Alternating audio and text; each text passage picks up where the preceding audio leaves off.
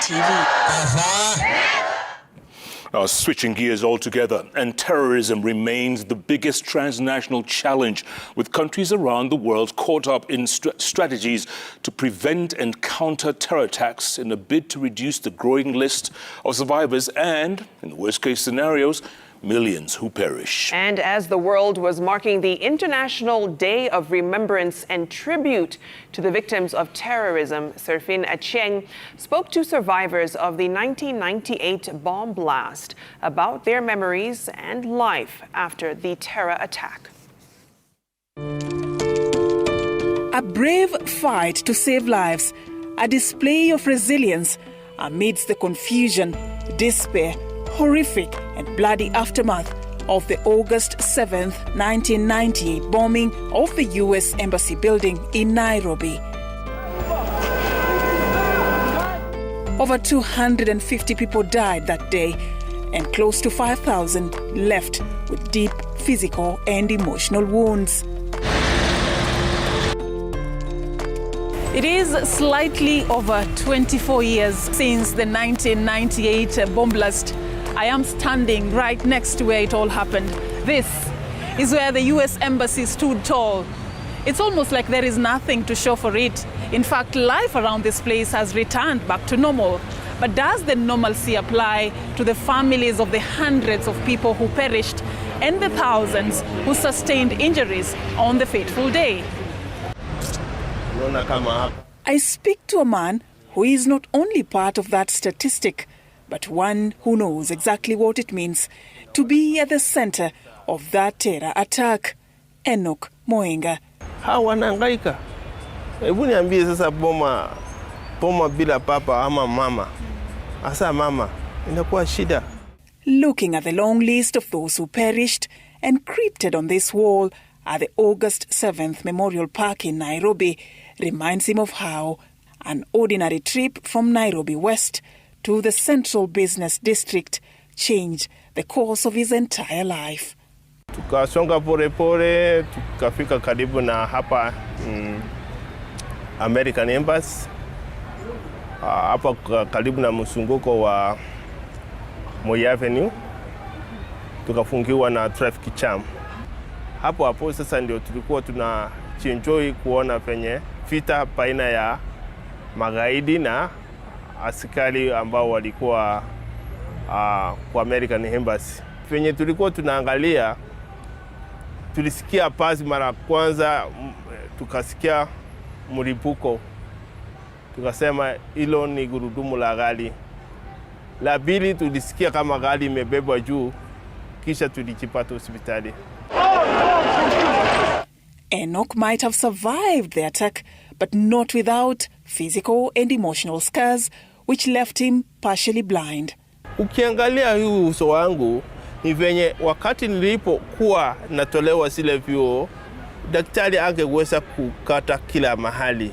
Alipasua hivi, hii ngozi ikaenda juu, ikarudi chini, ili aweze kutoa zile vioo zilikuwa kwa chini zilikuwa nyingi. Ukiangalia ili jicho lilifanywa operesheni mara 3, nilipate kuona lakini alikuweza. Uso huku wote nilikuwa nimekatwa. Meno yote hii ya juu maana ilikuwa imeng'olewa. Na hili la chini lilikuwa limekatwa. Na hii mdomo yote ilikuwa imekatwa, ilikuwa pande kabisa. Scars that are now a constant reminder of that fateful day. Siwezi nikalisahau. Kwa chini hata watoto wangu wananiuliza ni nini? Kwa nini macho wewe baba una macho? Kwa nini wewe unaitwa chungu? Kwa nini unaitwa hivyo? Kwa nini? Haya mambo inafanya mtu asisahau. Na sasa ile hali inatufanya hata ni ile mshtuko. Ukisikia kitu kidogo unastuka.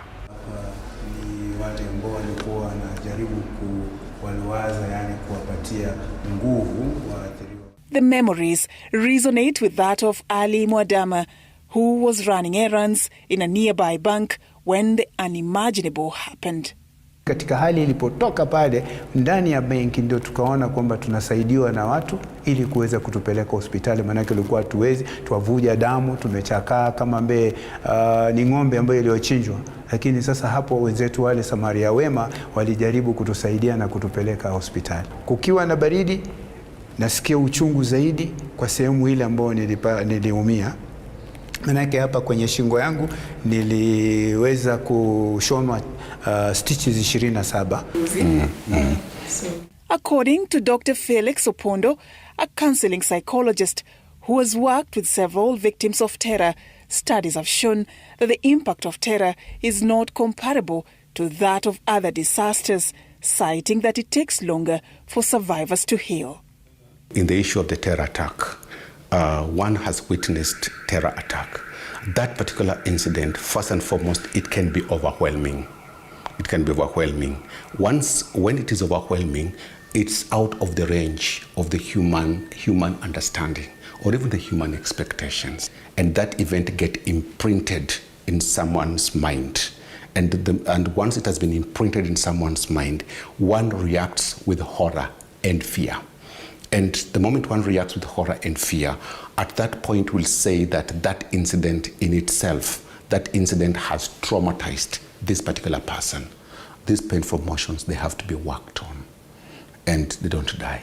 So if somebody goes through a traumatic event and this person is not supported to be able to cope, to be able to process, to be able to cope with a traumatic event, even after 100 years, if that person is still alive, you'll still be able, the symptoms will still be able to be triggered and the symptoms will still manifest. And as the world marks the 5th commemoration of the International Day of Remembrance and Tribute to Victims of Terrorism under the theme Memories, Ali, who chairs a network of survivors of the August 7th bomb blast, is concerned about what he terms as the forgotten plight of terror survivors. Tunajaribu kuvutiane kuangalia kwenda polepole tuone je tutafanywa namna gani, na la muhimu zaidi ni serikali yetu na serikali ya Marekani waje pamoja wazungumze kwa niaba ya sisi watu walioumia. Sio sisi, manake kama mimi siwezi, ndio sababu ilikuwa sisi tunataka kumuona Rais Uhuru Kenyatta kabla hajanyatuka. Tumuzungumzie mambo yetu, lakini kumpati na kuwa problem, inakuwa shida. Kwa sababu unaona mtu ukiwa kiongozi watu wanakuja kukuambia kuna kitu, lazima wasikilize wana nini, pengine wana mawazo mazuri, lakini sasa ile nafasi ya watu viongozi kama tuseme deputy president tumejaribu kuona kwamba lakini kuna vikwazo, unataka kumuona kwa nini? Na sisi tunajulikana ni kweli, hatuendi kuomba, ni kumueleza tu kwamba bana tumefika hapa, je utatuambia kitu gani?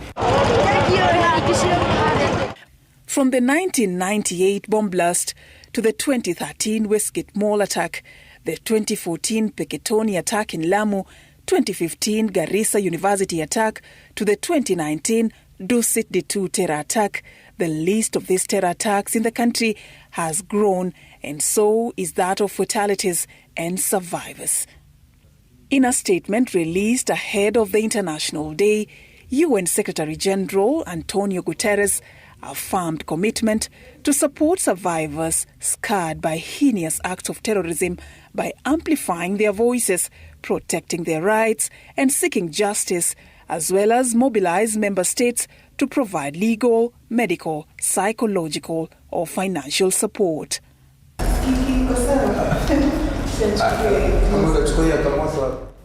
Dr. Nyawira Macharia is the director of the National Counter-Terrorism Center. She is upbeat about the progress made in the implementation of the National Strategy to Prevent and Counter Violent Extremism, which was launched in 2016, insisting that the war against terror is one that Kenya must win. There's a lot of effort that have gone into ensuring that these attacks do not happen. And I think you'll bear me witness that yes, we have moved. We have gotten a lot of experience on how to deal with this threat, and we have moved from a place of being surprised to a place of being very prepared to counter it and also to prevent it.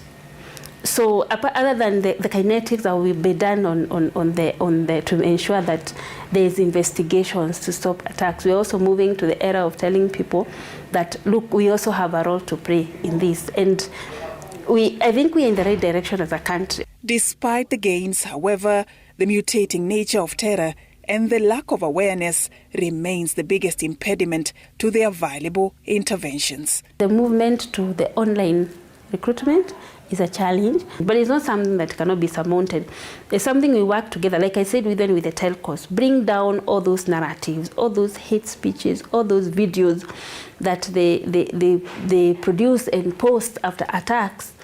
It's part of their propaganda. It's meant to really make them look invincible. We are in this together, you know. As the country fast tracks its efforts to curb this transnational challenge, for Ali and Enoch, who knows where the shoe pinches most, this is their clarion call. Ikiona hivi huwa natokwa na machozi kwa sababu ni jambo ambalo sitaki kuliona wala litendeke tena kama hii. Ni masikitiko makubwa. Hata wewe mwenyewe ukiona, angalia tu vile ilivyokuwa, kwa sababu wewe utaona, je, yule mtu ambaye alipona pale atasema nini? Hili ni jambo ambalo ni masikitiko makubwa kuona kwamba jambo kama hili lisije likatokea, na tunaonyesha ulimwengu mzima kwamba mambo kama haya yasije yakatokea tena. Cha muhimu kabisa, amani. Amani. Vijana, amani. Uacha kujiunga na vikundi halamu ambao vinakosesa amani. Wajili uwezi ukajua ni nani unaumisa. Anaweza kuwa mtoto wako, ndugu yako, na mtu wako wa karibu. Safin Acheng Oma, Citizen TV.